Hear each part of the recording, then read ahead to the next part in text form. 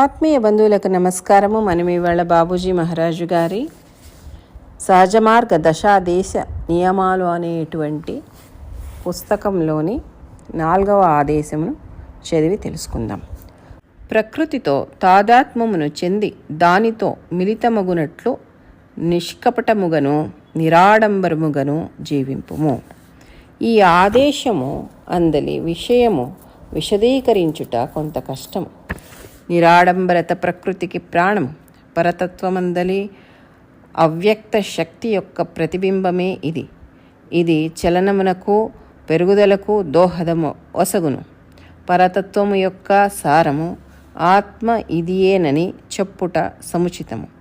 వాస్తవముగా దీని నుండియే క్రియాశక్తి ఉత్పన్నమగును. ఇదియే కేవల సత్యము, సర్వమూలము. దీని తర్వాత వచ్చునదంతయు మాయావలయం. సాధారణముగా దీని అందే మనుజులు చిక్కుపడి వారి క్రియాకలాపములను చేయుచుందురు. వస్తువుల రూపకల్పనకు ఈ విశ్వము ఆరంభమగుటకు ఇదియే హేతువనదగును. మనుజునిలో కూడా ఇది అభివృద్ధి నంది బలిష్టమగు గ్రంథుల రూపమున పరిణమించినది. ఈ గ్రంథులను విశేషముకు సంకల్ప బలముచే మాత్రమే భేదింప వీలగును. ఈ గ్రంథి వలయములందు చెక్కి ఉపరితలమునందే స్థౌల్యము గ్రాస్నెస్ ప్రతిబింబించునట్టి రూపమును మనుష్యుడు ధరించుచున్నాడు. బాహ్య వాతావరణము పరిసరములు కూడా దీనిపై తమ ప్రభావమును చూపును. ఈ ప్రభావం వలన ఉద్భవించిన క్రియ ప్రతిక్రియల యాక్షన్స్ అండ్ రియాక్షన్స్ ఫలితముచే ఇది మిగుల చెడ్డదిగా మారును. ప్రకృతి సారమును పరతత్వపు నిగూఢ శక్తి యొక్క ప్రతిబింబమును అగు ఈ నిరాడంబరత పరిసర ప్రభావముచే కప్పబడి దాగి ఉండును. ఇవన్నీ కలిసి ఒక వలవలే ఏర్పడగా మనుజుడు దానిలో స్వయముగా చిక్కుబడిపోవును. సృష్టికి పూర్వము సంపూర్ణమగు ప్రశాంతతయే ఉండెను. క్షోభ కలిగెను. దాని పరిణామం వలన బ్రహ్మాండములను వాటిని సుస్థితిలో ఉంచడి శక్తులను అభివ్యక్తమయ్యను. సృష్టి ప్రకటితమాయను. సృష్టించబడిన సకల వస్తువులను మూలశక్తి యొక్క ప్రతిబింబమును గ్రహించెను. దివ్యశక్తి యొక్క అంశ రూపమును తమతో తెచ్చుకొని నందున వాని చర్యలు మూల వస్తువు యొక్క క్రియయో ప్రతిక్రియయో అయి ఉండెను. ఇట్లు ఒక సాలీడు వల రూపొందనారంభించెను. ఈ వల నిర్మాణమునందలి ప్రతి సూక్ష్మాణువును తన సమ్మేళనములో ఈ శక్తిని కలిగి ఉండి అది తన మూలమును చేరు సమయము ఆసన్నమగు వరకు అట్లే ఉండును. మనుష్యుడు సృష్టించబడినప్పుడు అతని స్థితి ప్రచ్ఛన్నమై నిద్రాణముగా నుండెను. అతడు తన వెంట కొనివచ్చిన ప్రచ్ఛన్న మూల పదార్థములు ఇంకనూ వ్యక్తము కాలేదు. క్రమముగా వానికి సంక్రమించిన శక్తులు వికాసము చెందన ఆరంభించెను. తొలి క్షోభకు కారణముగా ఈశ్వరుని ఇచ్ఛాశక్తి మనుజునిలో కూడా ఉండుటచే అది దాని పరిమాణ అనుసరించి వ్యక్తము కాసాగెను. అది దైవీ శక్తి చర్యలను బోలిన చర్యలను ప్రదర్శింపసాగెను. కానీ దైవ సంకల్ప శక్తి అధోముఖముగా ప్రసరించుటచే మనుజుని సంకల్ప శక్తి దానికి భిన్న ప్రవృత్తితో తన స్వంత సృష్టిని చేయసాగెను. అతడు విభిన్న మార్గమును అనుసరించుటచే అతని చర్యలన్నీ ప్రకృతి చర్యలకు వ్యతిరేకముగా ఉండెను. ఈ 2 విధములగు చర్యలు దైవ మానవ చర్యలు సమానములే అయినను మానవుని చర్యలచే కల్పింపబడిన వ్యక్తిగత వలయము పవిత్రత స్వచ్ఛతల విషయమున దైవచర్యచే కల్పింపబడినవి వానికి వ్యతిరేకముగా ఉండెను. భగవత్ సృష్టి భగవదేచ్ఛ కల్పిత సమయము ముగిసినంతనే ముగియును. కానీ మానవుని స్వయం కల్పిత సృష్టి వలయము అతడు తన ఊహా కల్పిత కంపనా ప్రభావమును నాశనము చేసుకొనినే గాని ముగియదు. మానవుని భావన కంపనములు దివ్య సంకల్ప కంపనముల కంటెను వ్యతిరేకముగా ఉండుటచే ఆ కంపనల యొక్క సహజ స్థౌల్యత మనుజులలో సైతము ప్రవేశించెను. భగవత్ కల్పిత కంపనములు సహజముగా నిర్మలములను సూక్ష్మములను అగుటచే అవి వాని సహజ స్వభావమును నిలుపుకొనగలిగెను. కానీ మానవ సంకల్ప కంపనములు వక్రగతి గలవయ్యెను. ఇదియే వాని అందలి భేదం. పరమేశ్వరుని ఎందుగల సర్వశక్తులను మనుజుని ఎందునూ గలవు. తొలి క్షోభ సమయమున వెలువడిన సూక్ష్మాణు సముదాయము అతని సంకల్ప శక్తి యందు ఉండుటయే దీనికి కారణం. కానీ వానిది వ్యతిరేక వైఖరి ఎగుటచే వాని చర్యలను వ్యతిరేక మార్గమును పరిణమించి పరావృత్తి మార్గమున వినియోగింపబడజొచ్చినది. ఇక్కడ బాబూజీ గారు మనకేం చెప్తున్నారంటే, మన జీవితం ఎలా ఉండాలి, ప్రకృతితో తాదాత్మ్యము చెంది దానితో మిళితమైనటువంటి నిష్కపటమైనటువంటి నిరాడంబరమైనటువంటి జీవితాన్ని మనము జీవించాలి అని చెప్పారు. కాకపోతే ఈ ఆదేశంలో ఉండేటువంటి విషయాన్ని విశదీకరించాలంటే చాలా కష్టము. ఎందుకంటే ఇది చాలా లోతైనటువంటి విషయము. నిరాడంబరత ప్రకృతికి ప్రాణము. ఎందుకంటే మనం ప్రకృతిని చూడంగానే మనకి ఏమనిపిస్తుంది? చాలా ఆనందం అనిపిస్తుంది, ఆహ్లాదం అనిపిస్తుంది. ఎందుకు అంటే అక్కడ నిరాడంబరత ఉంటుందన్నమాట. ప్రకృతిలో సహజమైనటువంటి స్వరూపం ఉంటుంది అక్కడ ప్రకృతిలో. అందుకే పరతత్వం లోపల అవ్యక్త శక్తి ఒక ప్రతిబింబమే ఏమి అంటే అది ప్రకృతి. ఇది చలనానికి పెరుగుదలకు దోహదం చేసింది. ఏది? ఆ ఒక నిరాడంబరత అనేది. పరతత్వంలోని సారము ఆత్మ ఇదే అని చెప్పేదానికి బాబూజీ గారు ఏం చెప్తున్నారు? ఇది సముచితము అని చెప్తారంటే అలా చెప్పడమే సరి అని.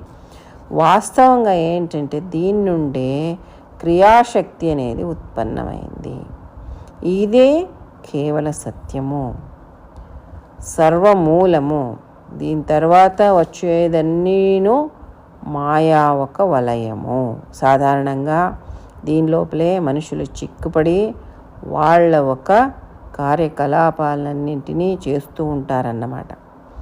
మాయలోబడి వస్తువులు రూపకల్పనకు ఈ విశ్వం ఆరంభమయ్యేదానికి కూడా ఇదే కారణము. ఏది?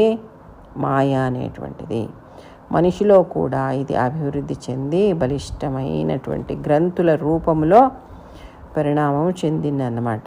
ఈ గ్రంథుల విశేషమైనటువంటి సంకల్ప బలంతో మాత్రమే భేదించేదానికి సాధ్యమవుతుంది. కాబట్టే సమర్థవంతుడైనటువంటి సద్గురువు కావాలి ఈ గ్రంథులన్నింటినీ భేదించేదానికి. దానికే మన బాబూజీ గారు ఉన్నారు. అంతేకాకుండా ఈ గ్రంథి వలయం లోపల చిక్కుకొని ఉపరితలం లోపలే స్థౌల్యమును ప్రతిబింబించినటువంటి రూపాన్ని మనిషి పొందినాడు. అంటే పైకి మనకు కనిపిస్తుంది కదా ఈ స్థూల స్వరూపము. ఇదంతా ఆ దైవీదారులు కింద ప్రవహించి వస్తూ ఉంటే గ్రంథుల రూపంలో అక్కడక్కడ ఏర్పాటైన తర్వాత ఈ స్థూలమైనటువంటి రూపాన్ని మనిషి పొందినాడు. బాహ్యంగా కనిపించేటువంటి ఈ ఒక పరిసరాల ప్రభావం కూడా మనిషి పైన కలిగింది. ఆ ప్రభావాలకి క్రియలు మళ్ళీ ప్రతిక్రియలు, ఆ ఫలితం నుంచి ఏంటంటే ఇది ఇంకా మనిషి యొక్క స్థితి చెడిపోయిందన్నమాట. ప్రకృతి యొక్క సారం ఏముంది కదా, అది పరతత్వం యొక్క నిగూఢ శక్తి యొక్క ప్రతిబింబమైందన్నమాట.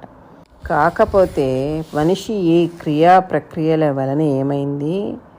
ఈ నిరాడంబరత అనేది ఈ పరిసరాల ప్రభావంతో మన లోపల ఎక్కడో మరుగులోకి వెళ్ళిపోయింది.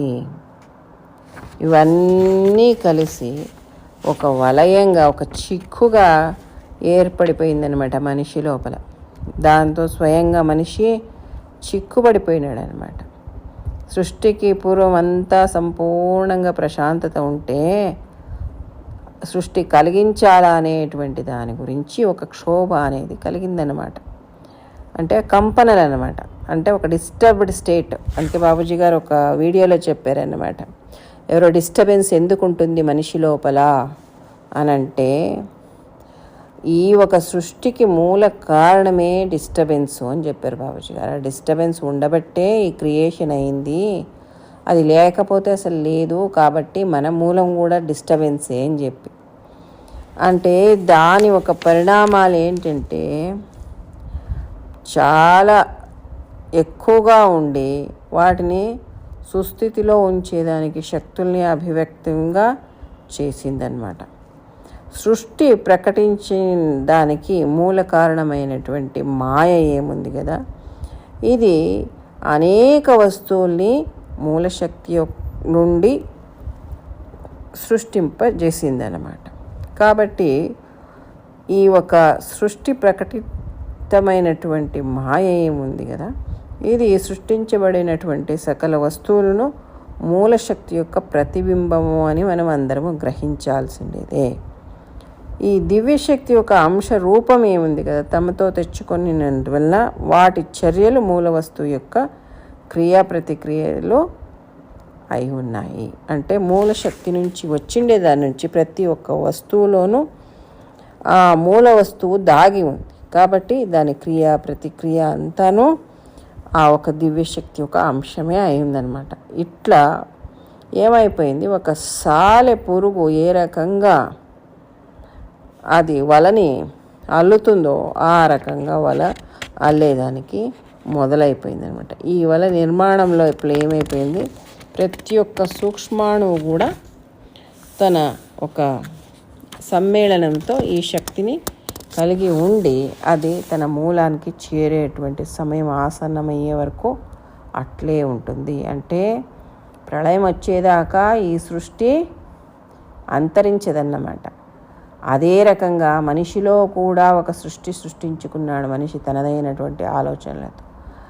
ఎప్పుడైతే అది కూడా ప్రళయమైనటువంటి ఆ స్థితి వస్తే తప్ప ఆ ఒక సృష్టి కూడా అంతరించదు అని బాబూజీ గారు చెప్తున్నారు. ఇప్పుడు ఇదంతా చాలా చిక్కుగా అనిపిస్తుంది, వింటే కూడా చాలా కష్టం అనిపిస్తుంది అర్థం చేసుకోవడం. ఎందుకంటే ఇది ఈ పరమతత్వ సారం బాబూజీ గారు చెప్పినారనమాట. ఇది తత్వజ్ఞానం ఇది. ఎందుకంటే ఇది అంత సూక్ష్మంగా అర్థం చేసుకోవాలి అంటే మనం అంత సూక్ష్మమైనటువంటి స్థితికి వెళ్ళాల్సి వస్తుందన్నమాట. దీన్ని ఒక చిన్న ఒక ఉదాహరణతో మనము అర్థం చేసుకునే ప్రయత్నం చేయొచ్చు. ఏ రకంగా అంటే ఇప్పుడు మనము భగవంతుడిని ఒక చిత్రకారుడు అనుకున్నాం. చిత్రకారుడు ఏం చేశాడు, సరళమైనటువంటి ఆ సరళ స్థితి ఏముంది కదా, దాన్ని నిరాడంబరత అన్నారనమాట. దాన్ని సరళ స్థితి అన్నమాట. ఆ సరళమైనటువంటి రేఖని గీసాడనమాట. సరళ రేఖ అంటారంటే నేరుగా గీసేదనమాట. సరళ రేఖ అంటారు దాన్ని. అంటే నేరుగా గీతలు గీసాడనమాట చక్కగా. దాన్ని ఇప్పుడు ఒక చిన్న పిల్లాడి చేతిలో ఇచ్చారనుకోండి, నువ్వు కూడా గీయమని. ఆ పిల్లాడు ఏం చేస్తాడు, తాను పెన్సిల్ తీసుకుంటాడు, దాన్ని చూస్తాడు ఇలాగా, ఓహో రేఖలు ఉన్నాయి ఇక్కడ అని తాను ఒక రేఖ గీసే ప్రయత్నం చేస్తాడు. కాకపోతే ఆ రేఖలు భగవంతుడు గీసి నువ్వు పైనుంచి కిందకుంటే ఇతను ఏ దిక్కు కావాలంటే ఆ దిక్కు గీసేస్తాడనమాట. విరుద్ధ దిక్కులలో అంతా గీసేస్తాడనమాట. చంటి పిల్లాడికి వాడికి ఏం తెలియదు. గీచి తర్వాత అలా గీచి ఇలా గీచేసి అటుపక్క నుంచి ఇటుపక్క నుంచి అంతా గీసేసి అంతా గందరగోళం చేసేసి అది చివరికి చూపిస్తాడు. తీసుకొచ్చి చూస్తే అది ఏదో ఒక పెద్ద సాలెపురుగు వలలాగా అంత గీచేసి ఉంటాడు అనమాట. దానికి ఆ రేఖలన్నీ వచ్చేసి ఉంటాయి అనమాట. అదే రకంగానే దానికన్నా ఇంక వ్యత్యాసం లేదు. భగవంతుడు సరళమైనటువంటి ఒక స్థితిని మనకు ప్రసాదించుంటే మనము మన ఆలోచనలతో ఏం చేసామో అన్ని విరుద్ధ దిక్కు లోపల అన్ని గీతల్లాగా గీచేసుకొని అంత చిక్కుముడులు చేసుకొని మనదైనటువంటి ఒక సృష్టిని అక్కడ సృష్టించుకొని అందులో అవస్థపడిపోతున్నాం అన్నమాట. బయటికి రాలేక లోపల ఉండలేక ఏం దబ్బా చేయాలి అనే పరిస్థితిలో అయిపోయింది. అందుకే మనిషికి దుఃఖాలు కష్టాలు. ఎందుకంటే అంతా మనమే చేసుకున్నది. ఇది ఎవ్వరూ చేయలేదు దీన్ని. దాన్ని బాబూజీ గారు ఈ రకంగా చెప్పారు. సూక్ష్మంగా మనము ఇంత ఒక ఆలోచన చేస్తే మనకు అర్థమైపోతుంది, ఓహో ఎలా ఉంది మన పరిస్థితి అనేది. అంతేకాకుండా బాబూజీ గారు ఏం చెప్తున్నారంటే, మనిషి సృష్టించబడినప్పుడు అతని స్థితి ఏమునిందంటే ప్రచ్ఛన్నమైనటువంటి నిద్రాణమైనటువంటి స్థితిలో ఉండేది. చాలా స్వచ్ఛంగా ఉన్నింది. నిద్రాణమైనటువంటి స్థితి, ప్రశాంతంగా ఉన్నది. అప్పుడు అతను తన వెంట తీసుకొచ్చినటువంటి ప్రచ్ఛన్న మూల పదార్థాలు ఇంకా వ్యక్తం అయ్యలేదు. క్రమక్రమంగా ఏమైందంటే అవి సంక్రమించినటువంటి శక్తులు ఏమైనా వికాసం చెందేదానికి మొదలుపెట్టింది.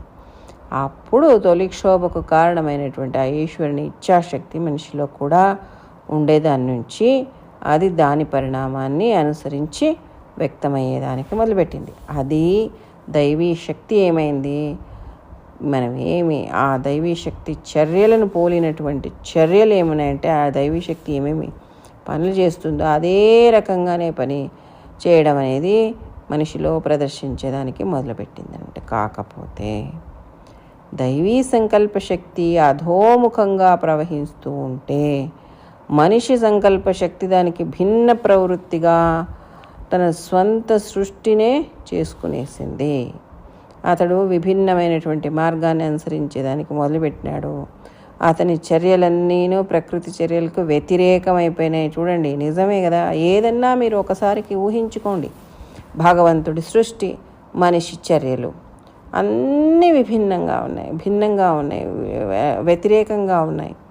ఈ రెండు విధాలమైనటువంటి చర్యలు దైవము మరి మానవ చర్యలు సమానమై ఉన్నప్పటికీ మానవుడు చేసేటువంటి పనులు కల్పింపబడినటువంటి వ్యక్తిగత వలయం ఏముంది కదా, అది పవిత్రత స్వచ్ఛతల విషయంలో దైవ చర్యలకు కలిగించినటువంటి వాటి యొక్క పవిత్రత స్వచ్ఛతలకి చాలా వ్యతిరేకంగా ఉంది.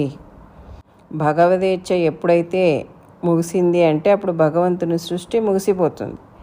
కానీ మనిషి ఒక స్వయం కల్పితమైనటువంటి సృష్టి ఏముంది కదా, ఆ వలయం కూడా అతడు తన ఊహాకల్పిత కంపన ప్రభావాన్ని నాశనం చేసుకోగానే అది కూడా అప్పుడే ముగుస్తుంది, లేకపోతే అప్పటిదాకా ముగేదు.